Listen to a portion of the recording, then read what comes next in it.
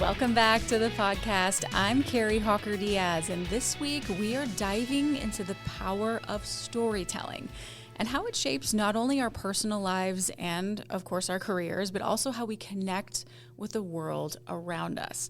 Our guest this week is Steve Mann. He's a gifted storyteller who helps people discover and share their voices, whether it's through words, writing, or simply showing up authentically. Steve explains why storytelling isn't just meaningful, it's transformative. He also shares how telling your story can be a powerful way to pass on life's biggest lessons.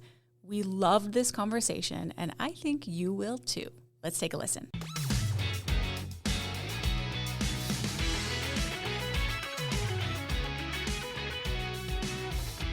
Today, we are diving into the powerful world of legacy, connection, and the stories that shape us. Our guest is Steve Mann, author, speaker, global entrepreneur, and passionate legacy storytelling advocate. He does all the things. Welcome, Steve. Well, thank you for having me. That's kind of a mouthful to go through all that, isn't it? You deserve it, though. I mean, you've done a lot. This is amazing to be able to chat with you. Okay, Steve, speaking of that, you have had an impressive global journey from Africa to Southeast Asia. Can you share how your experiences abroad shaped your views on storytelling and that connection with people? Yeah, well, I grew up on a small potato farm in Idaho, and the idea of traveling the world was almost beyond belief. But I was very, very fortunate and started traveling for business and then for humanitarian organizations. And then we lived 7 years in Africa. And through that process, I was often trying to learn about the culture, learn about the people, so that I could create AIDS programs, prevention programs, or leadership programs. And the first thing I would do is ask them, tell me about yourself. What are your stories? And I wasn't so much interested, well, I came from this province or this town, as what was your growing up like? What did it feel like? What did it smell like? What did it taste like? And the more I could get that feel, the more it was real to me, and the better programs I could create because I had a better understanding of the people. That's cool because you like to get to know who somebody is. You know, like at the deeper level. Well, you founded and co-founded multiple businesses, Steve, and charitable foundations. How did storytelling play a role in those ventures? Well, actually, story reading started it. When I was a kid, I couldn't really see very well. I was nearsighted, couldn't play basketball or sports because I couldn't see the ball until it hit me. But I could read. And I read voraciously, and one of the things I remember still from grade school was reading a book about Albert Schweitzer and starting a medical clinic in Africa.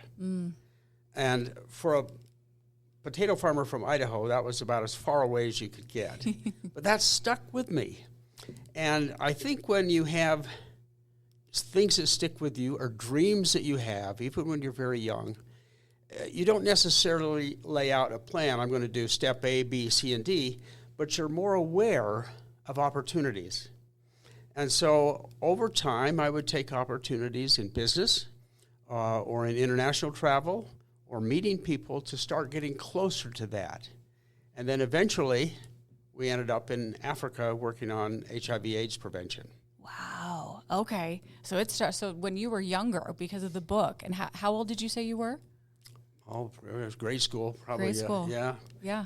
And, but those stories changed my life, and stories all the way through changed my life and changed my family's life. I had come back from Africa at one point, and we were asked to go to a meeting, and I didn't know what it was, but it turned out it was a meeting trying to recruit a couple missionaries. And so halfway through, I turned to my wife and said, we can't do that with 6 dependent children, but who cares? Want to go to Africa? See if we can make a difference with AIDS? She said yes, and 5 months later, we were living in Harare. Wow. With all 6 kids. I was going to say, probably, yeah. How old was the oldest? The oldest one has just started college.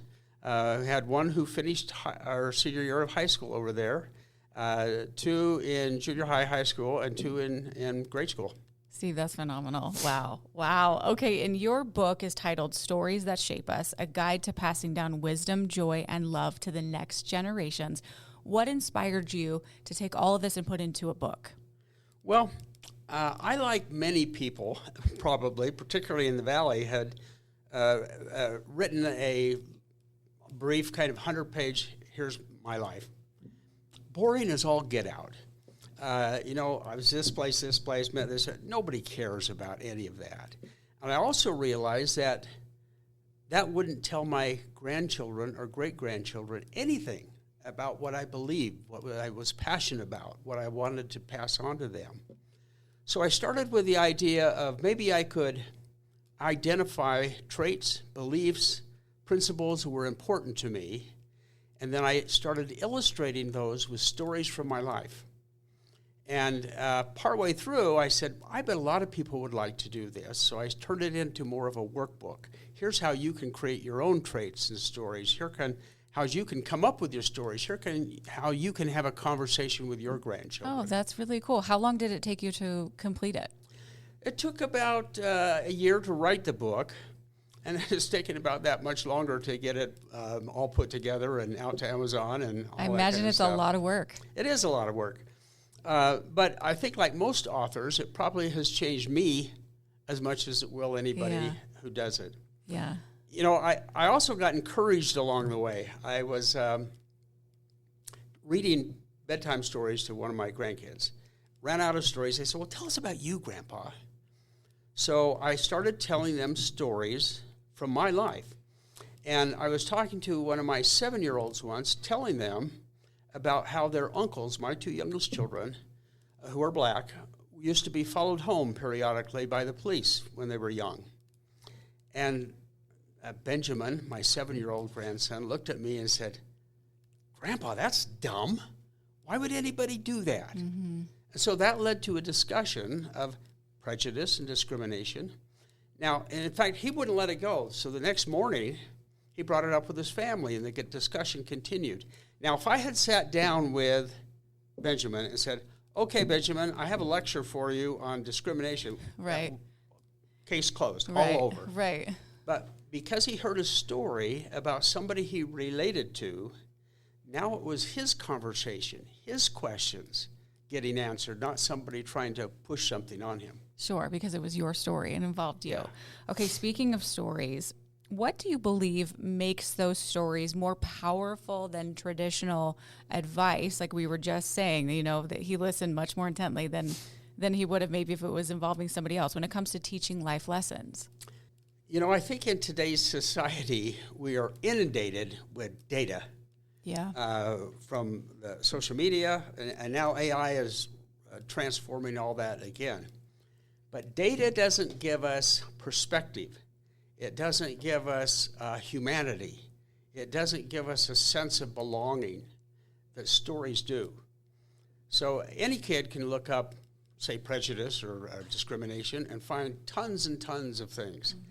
But it's not the same as talking to a relative, somebody they know or somebody they are related to, telling them a personal story that they can know about.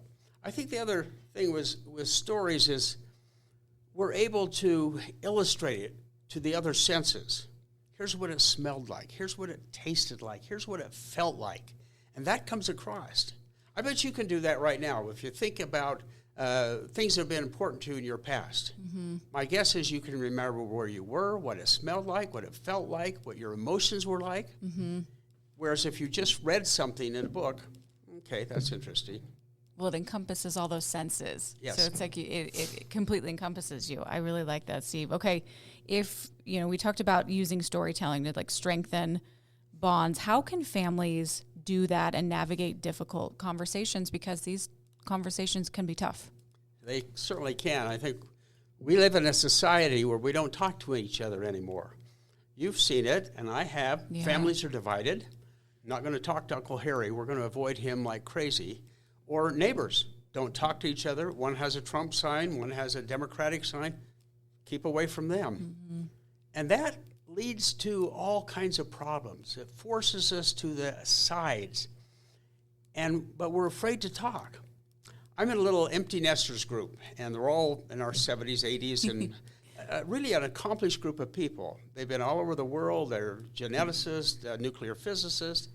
And I brought up with them last year during election year, I said, what would you think if we took one of the election issues and had a discussion of that in our little group? No way. We might offend somebody. We don't want to do that. I'm thinking, isn't that a shame? The people we would most like to learn from are afraid to talk, and we're afraid to talk with them. So one of the things I put in the book was a bonus chapter, which anybody can download for free. But the bonus chapter is how to talk to friends and neighbors about controversial issues. That's a good one. And it really starts with when you go in, set the ground rules. And the first ground rule ought to be, we're not here to convert, we're here to learn. And if you start with that basic ground rule. You're not there to change someone. That's right. Right. We're just here to understand. And, another ground rule is don't try to beat people up with data. That's not going to do anybody any good. That's not listening. That's not trying to understand. That's making your case. And so my hope is that people can go through this and just venture out a little bit and say to a friend or a neighbor, I've always admired what you've done in life, and I've always wanted to understand more about what your beliefs are on this subject. Would you be willing to just talk to me? It kind of changes things, doesn't it? Yeah. When you think of that. Nobody's going to say no to that. Say, well, okay.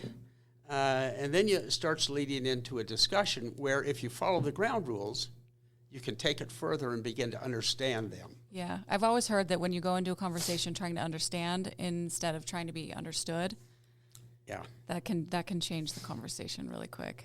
I had a great professor in graduate school, and he had this class where every week you'd take a different subject, like environmentalism or racism or something, and you'd read all the pros and all the cons and kind of debate it, and then you'd go to the next one. And at the end of that class, I was having an interview with him, and he said, well, what'd you think of the class, Steve? I said, well, I really enjoyed it, but I also kind of didn't like it. He said, why? I said, because I love being passionately devoted to a cause. And when I understand both sides, it's harder to do that.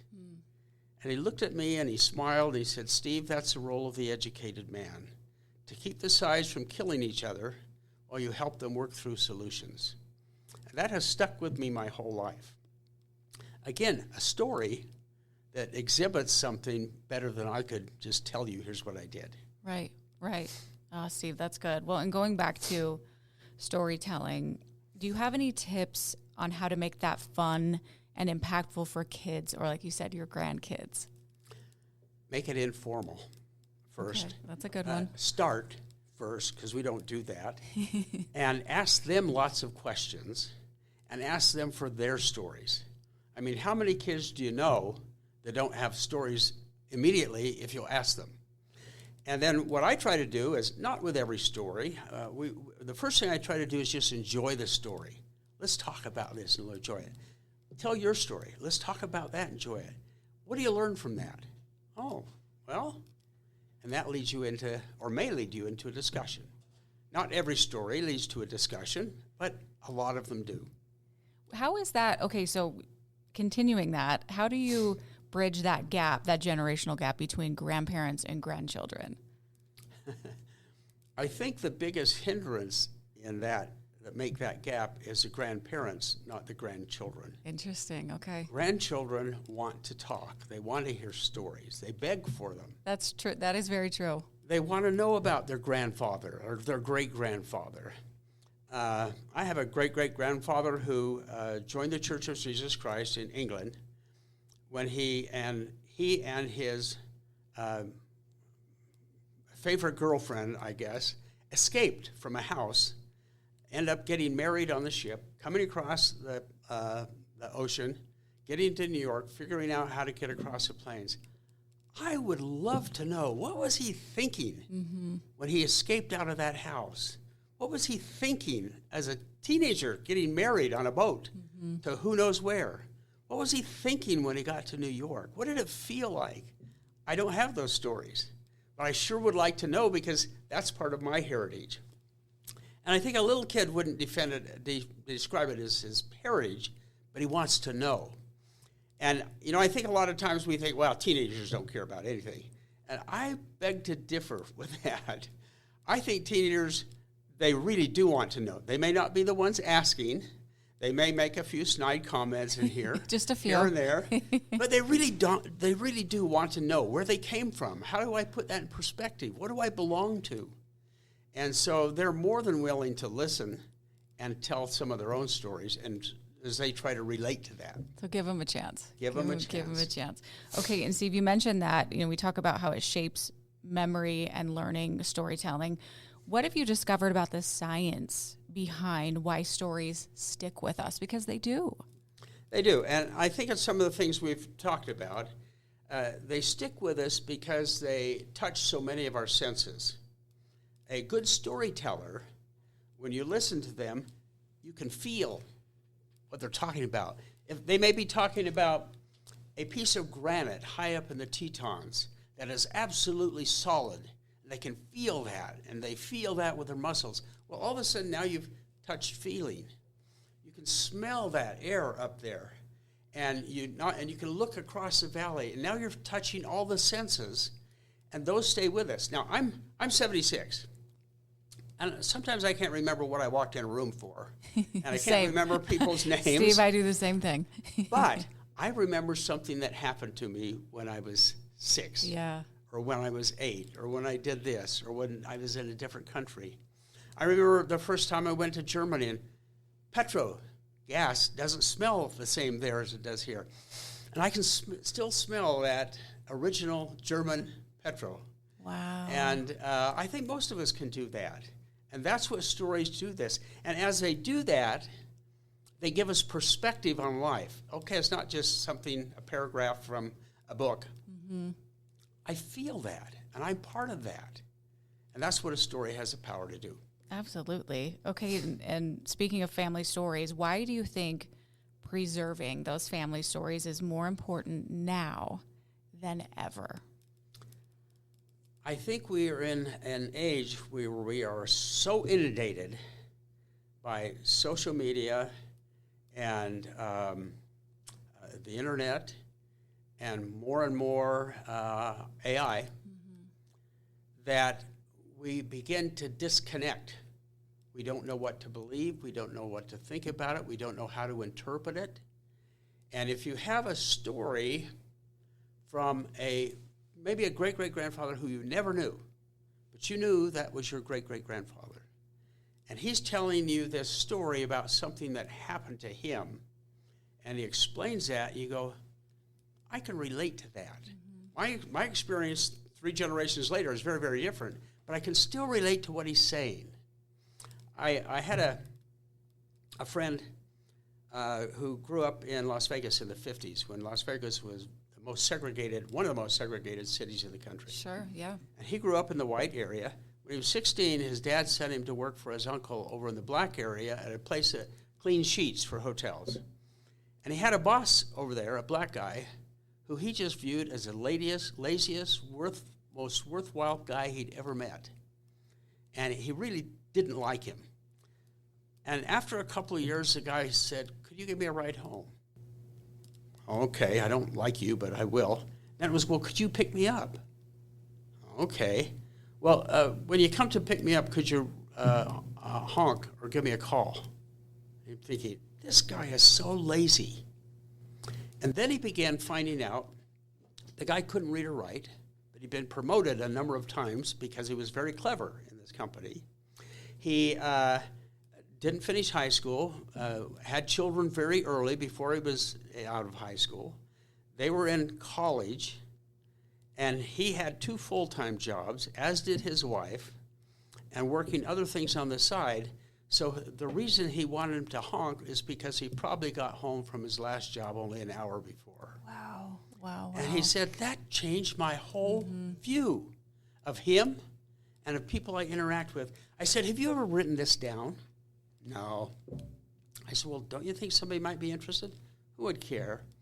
I said, well, think of a great-great-grandchild sometime who picks this up and reads this story of your encounter and how that changed you and how that might change that great-great-grandchild. I've never thought of it that way. Maybe I shouldn't be so judgmental. My great-great-grandfather had that experience. Maybe I ought to give it a chance. And he looked at me and said, I've never thought of that. I'm going to go write it down.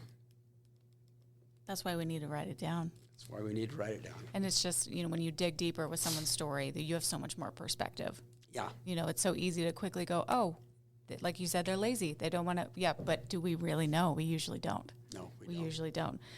What lessons, Steve, from your own parenting and grandparenting journey have influenced the way you teach storytelling? I think storytelling is best taught by example and by doing it. I don't usually write down here 5 points to a great story. You can find those anywhere. But I try to tell the story and then have them tell a story of theirs and say, well, could you tell me more about that? Well, what happened here? What did it smell like? Were you afraid? What were your emotions? And that's how you teach storytelling, I think, by asking questions and by getting people to tell stories. And like you said, just start. Just start. Just start. Who do you think will benefit most from your book, reading your book, and what do you want them to experience? I hope that parents, grandparents, great-grandparents, that the book will help them engage in meaningful conversations with their descendants, with their grandkids, with their great-grandkids. And in the process, they will be better able to pass on to that generation so the things that are important to them. Here's what I learned, and I think this is so important.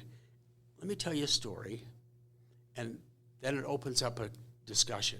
Most of our discussions, even in our own family, are about food, what's on television, sports, but we seldom talk about, I really value integrity. That's out of the blue, Grandpa. But if Grandpa starts with, let me tell you this story. What did you learn from that? What I learned from that was about integrity. What's integrity? Well, let's talk about that. Have you had an experience like that? That it opens a way for people to talk to each other. Yeah. And I think in the bonus chapter, which is really talking to our friends and neighbors about controversial issues, I hope it begins to open up dialogue, which we desperately need in this country, and I think around the world. We need to stop the finger pointing and listen.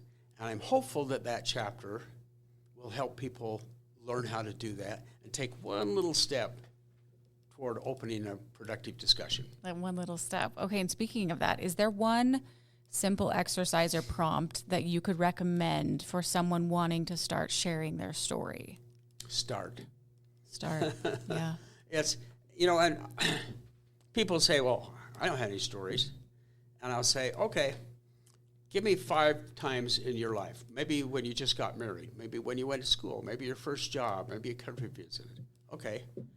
Tell me something that happened in each of those times. Well, pretty soon they're telling me stories. And I'll say, well, tell me more about that. And the story gets more complicated, more involved. I say, see, you do have stories. Oh, I never thought of it. And I think people imagine a story, I've got to think it through like a novel. I've got to have the end and all that. You don't. You just need to start with memory. And that's why it's your story. That's your own story. Very original. This is incredible. I've loved talking with you, Steve. I wish we had so much more time. Is there anything else that we left out that you wanted to say to our audience and our listeners? Anything else that we didn't mention? After I wrote the book, I went back and I looked at the traits, and I said, what are the commonalities there? Well, the traits were all focused kind of around, you can do it. Take a chance. Go make it happen. Do something. The principles were mostly focused around freedom and liberty and fairness. And the beliefs were focused around, who are you? And I think if we all could kind of answer those questions for ourselves, we could function a lot better and help others function better. Yeah, I agree with you. I agree. Well, As we wrap up, I'm going to do what we call Fresh Five. We're going to get to know you a little better. I wish we had more time for storytelling, but these are short little answers. You just let us know because we want to know, Steve. Are you ready? Let's go. Okay, Steve, first. Country or city? Would you rather live in the country or the city? City. City. Did you like math or English better in school? English. English. Okay, it's dinner time. You're at a restaurant, your favorite restaurant. What are you ordering? Probably Indian food from a real Indian food in India or Africa where the food is in the middle and everybody eats with their hands. Ooh, I love that. And it's communal. You're sharing, not don't touch my food. Yeah, everybody's involved. Everybody's involved. I like that. Your favorite holiday? Thanksgiving. Thanksgiving. Because I love fall, I love the colors of fall, and I love the notion. And we haven't yet been able to monetize it like we have everything else. Everything else. That's a good point. Okay, last one. What is making you smile right now in life? Well, I'm known as an optimist. I smile most of the time. And I think I'm smiling in part today because I'm getting a chance to tell people about stories in ways that I hope will be helpful and useful to them. And I've tried to dedicate a lot of my life to making a difference, whether that was business or humanitarian or family. And at this age, this is, I hope, one more way I can help make a difference. Oh, I think you definitely are. You're bringing people together through storytelling, Steve. You're fantastic. Where can we go to follow you, to get your book? What's the best place to go? Okay, well, the book will be launched formally on Amazon in the next 2 weeks. We've got the proof copies. But the best place to go is the website, which is just steve-mann.com. It's steve-mann, M-A-N-N. 2 N's. .com. Okay. And there they can find more about me. They can find different stories. They can have links to podcasts. And they'll have all the information about the book, and they can even download the bonus chapter. Well, you're inspiring. I mean, I'm thinking of all the ways I can go home and start storytelling with my daughter. Great. Today. I'm going to go home and do that. You're awesome. Thank you for joining us, Steve. Thanks for having me. It's been a lot of fun. Appreciate you. And thank you for listening to another episode of Fresh Off the Set. Please rate, review, and subscribe, and we will see you next week.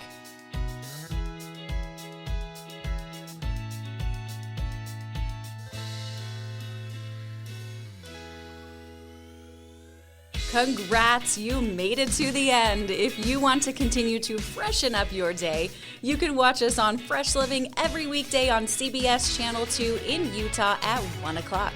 You can also watch us on our YouTube channel, KUTV Fresh Living, and follow us on social media. We will see you next week.